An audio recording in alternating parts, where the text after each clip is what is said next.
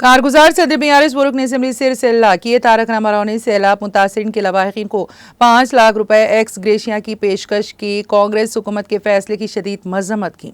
KTR ने x gratia की रकम को नाकाफी करार दिया और चीफ मिनिस्टर रेवंत रेड्डी पर जोर दिया है कि वो गमजदा खानदानों को 25 लाख रुपए एक्स ग्रेशिया की फराहमी के जरिए पहले किए गए अपने वादे को पूरा करे।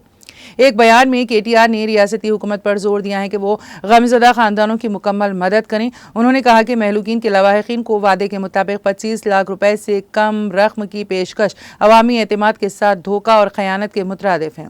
KTR ने कहा कि मकानात को नुकसानात के लिहाज से मुतासरीन के मुआवजे में भी खातिर ख्वाह इजाफा किया जाए।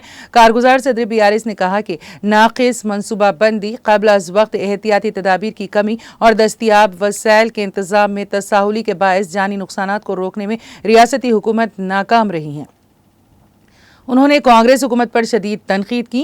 KTR ने रियासती हुकूमत पर जोर दिया है कि वो इंसानी जानों के तहफ़्फ़ुज़ के लिए फ़िलफूर इक़दामात रूबामल लाएं और सैलाब से मुतासिर अफराद में एतमाद बहाल करें। KTR ने रिमार्क किया कि चीफ मिनिस्टर आप अपनी बात पर कायम रहें और मुतासिरा ख़ानदानों को मदद की फराहमी को यकीनी बनाएं जिसका आपने वादा किया था।